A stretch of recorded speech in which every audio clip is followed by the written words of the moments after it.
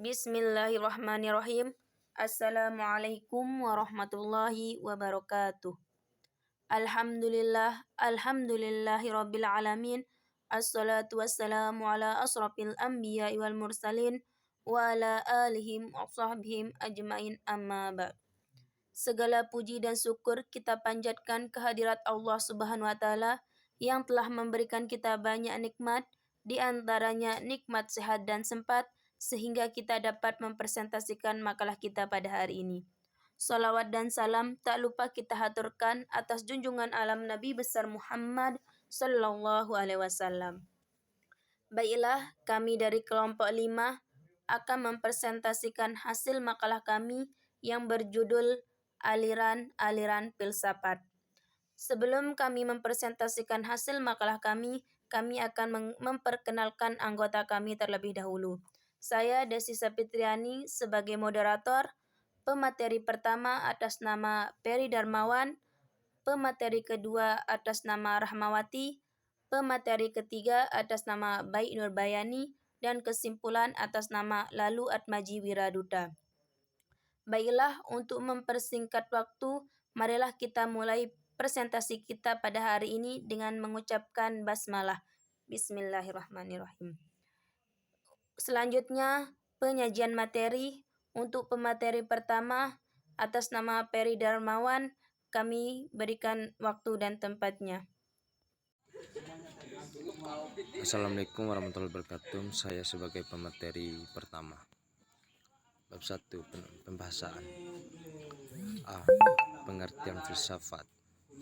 Filsafat secara harfiah berasal kata philo, berarti cita, sports, berarti ilmu, hikmah. Jadi filsafat secara istilah berarti cita terhadap ilmu atau hikmah.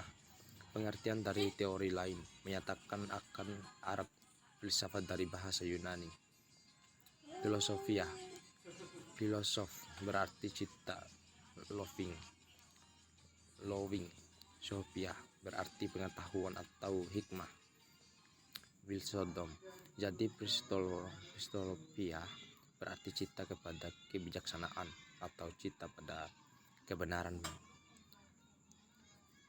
Pelaku filsafat berarti filosof, berarti a love of wisdom, yang bersifat dapat dikatakan sebagai pelaku aktivitas yang mempertampakkan pengetahuan atau kebijaksanaan sebagai saran utamanya.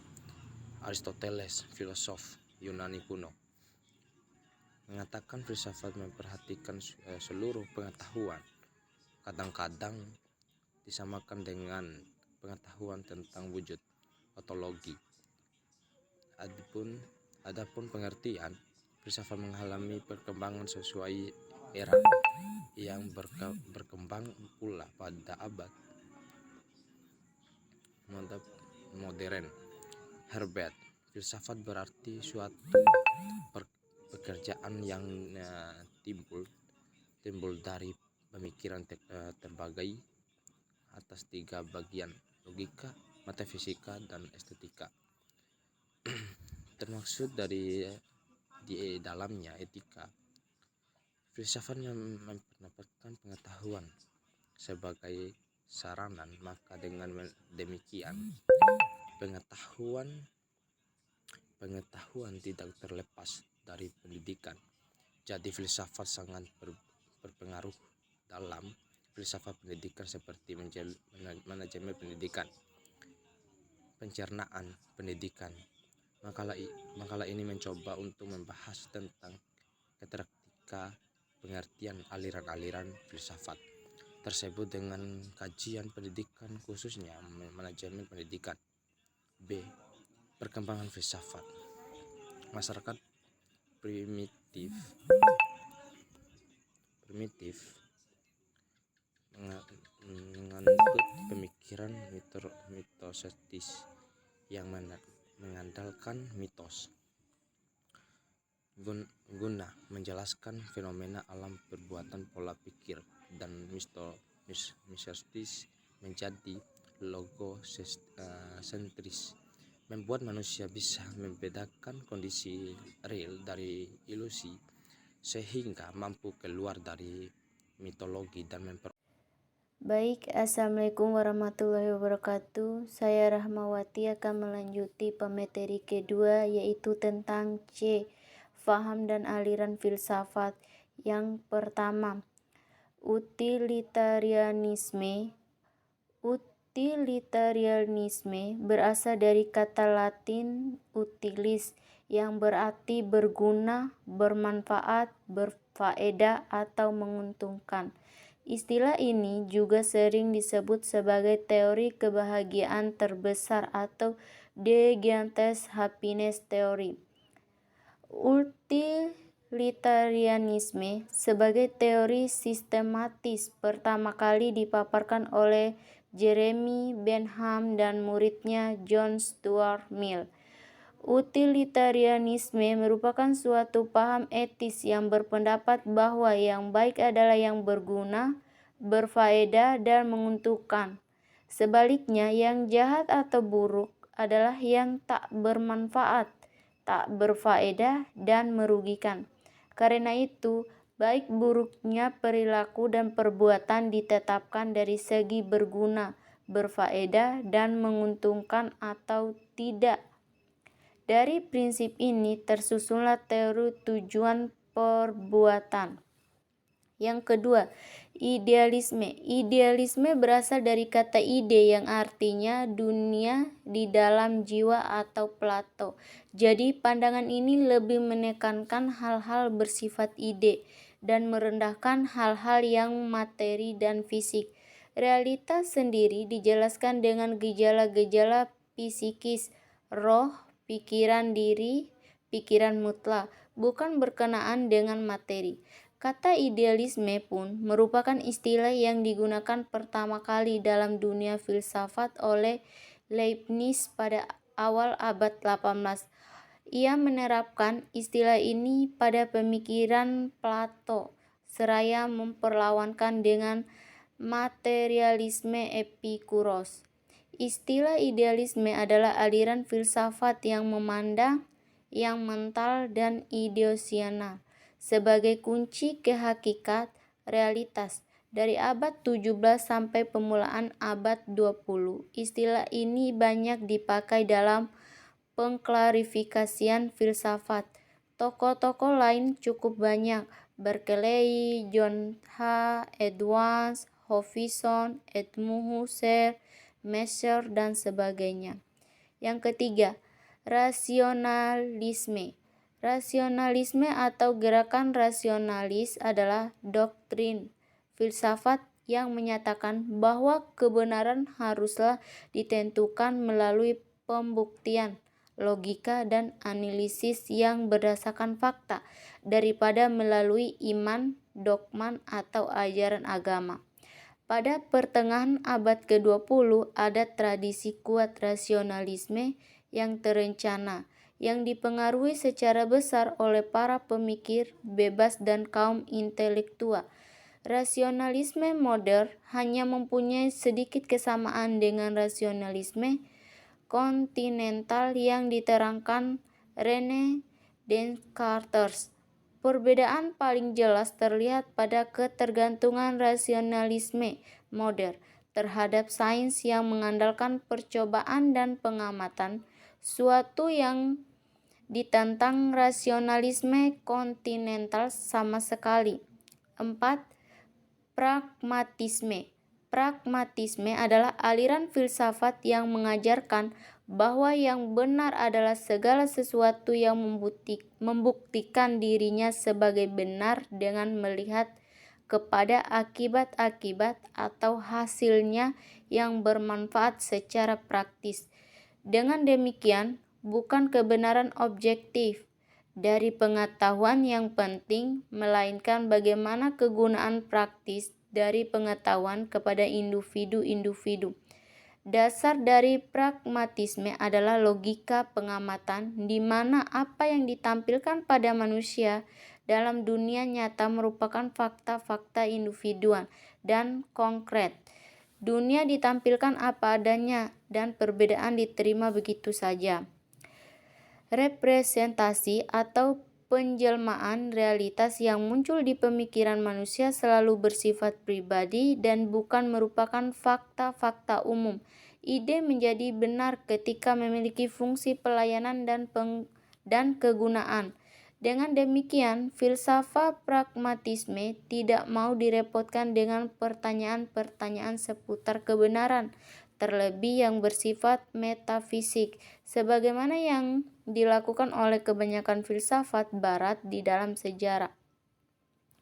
5. Empirisme. Empirisme adalah suatu aliran dalam filsafat yang menyatakan bahwa semua pengetahuan berasal dari pengalaman manusia. Empirisme menolak anggapan bahwa manusia telah membawa fitrah pengetahuan dalam dirinya ketika dilahirkan.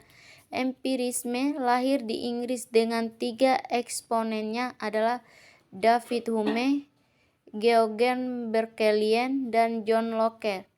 6. Positivisme. Istilah positivisme adalah sangat berkaitan erat dengan istilah naturalisme dan dapat dirunut asalnya ke pemikiran Auguste Comte pada abad ke-19. Comte berpendapat positivisme adalah cara pandang dalam memahami dunia dengan berdasarkan sains. Penganut paham positivisme meyakinkan bahwa hanya ada sedikit perbedaan atau jika ada antara ilmu sosial dan ilmu alam, karena masyarakat dan kehidupan sosial berjalan berdasarkan aturan-aturan, demikian juga alam. Sekian dari saya pemateri kedua. Saya memberikan kesempatan kepada pemateri ketiga, yaitu Saudari Bayi Nurbayani. Dipersilakan. Baiklah, saya akan melanjutkan penjelasan dari pemateri kedua. 7. Materialisme. Kata materialisme terdiri dari kata materi dan isme. Materi dapat dipahami sebagai bahan benda segala sesuatu yang tampak. Materialisme adalah pandangan hidup yang mencari dasar segala sesuatu yang termasuk kehidupan manusia di dalam alam kebendaan semata-mata dengan mengesampingkan segala sesuatu yang mengatasi alam indera. Sementara itu, orang-orang yang hidupnya berorientasi kepada materi disebut sebagai materialis.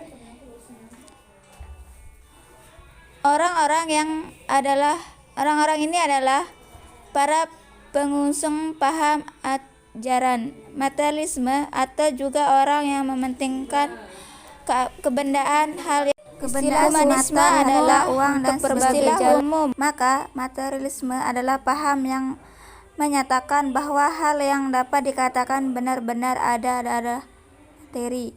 Pada dasarnya, semua hal terdiri atas materi dan semua fenomena adalah hasil interaksi material. Materi adalah satu-satunya substansi. Kemudian istilah ini pun yang digunakan dalam filsafat. Humanisme adalah istilah umum untuk berbagai jalan pikiran yang berbeda yang memfokuskan dirinya ke jalan keluar umum adalah masalah-masalah atau isu-isu yang berhubungan dengan manusia. Humanisme adalah menjadi sejenis doktrin beretika yang cukupnya diperluas hingga mencapai seluruh etisitas manusia, berlawanan dengan sistem-sistem beretika tradisional yang hanya berlaku bagi kelompok-kelompok etnis tertentu. 9. Feminisme. Tokoh feminisme disebut feminis adalah sebuah gerakan perempuan yang menuntut emansipasi atau kesamaan dan keadilan hak dengan pria. Mengenai latar belakang lahirnya gerakan feminisme adalah ketika pada waktu itu setelah Revolusi Amerika 1776 dan Revolusi Prancis pada 1792 berkembang pemikiran bahwa posisi perempuan kurang beruntung daripada laki-laki adalah realitas sosialnya. Ketika itu, perempuan baik dari kalangan atas, menengah ataupun bawah tidak memiliki hak-hak seperti hak untuk mendapatkan pendidikan, berpolitik, hak atas milik dan pekerjaan. Oleh karena itu, kedudukan perempuan tidaklah sama dengan laki-laki di hadapan hukum. Pada 1782, Perkumpulan Masyarakat Ilmiah untuk Perempuan pertama kali didirikan di Middelburg, sebuah kota di selatan Belanda. 10. Eksistensialisme adalah aliran filsafat yang pahamnya berpusat pada manusia, individu yang bertanggung jawab atas kemauannya, yang bebas tanpa memikirkan secara mendalam mana yang benar dan mana yang tidak benar. Sebenarnya bukannya tidak mengetahui mana yang benar dan mana yang tidak benar, tetapi seorang eksistensialis sadar bahwa kebenaran bersifat relatif dan karenanya masing-masing individu bebas menentukan sesuatu yang menurutnya benar. Assalamualaikum warahmatullahi wabarakatuh. Saya atas nama Lalu Majiwira Duta akan menyampaikan kesimpulan dari makalah kami. Filsafat adalah hasil pemikiran ahli-ahli filsafat atau filosof sepanjang zaman di seluruh dunia. Secara pemikiran filsafat yang amat panjang dibandingkan dengan sejarah ilmu pengetahuan telah memperkaya khazanah ilmu filsafat. Sebagai ilmu tersendiri, filsafat tidak saja telah menarik minat dan perhatian para pemikir, tetapi bahkan filsafat telah amat banyak mempengaruhi perkembangan seluruh budaya umat manusia. Filsafat telah mempengaruhi sistem politik, sistem sosial, sistem ideologi semua bangsa-bangsa. Juga filsafat mempengaruhi sistem ilmu pengetahuan itu sendiri. Yang tersimpul di dalam filsafat ilmu pengetahuan tertentu seperti filsafat hukum, filsafat ekonomi, filsafat ilmu kedokteran, filsafat pendidikan, dan sebagainya. Akhirnya yang pokok dari semua itu, filsafat telah mempengaruhi sikap hidup, cara berpikir, kepercayaan atau ideologinya. Filsafat telah mewarisi subjek atau pribadi sedemikian kuat sehingga tiap orang menjadi penganut suatu paham filsafat baik sadar maupun tidak, langsung ataupun tidak langsung.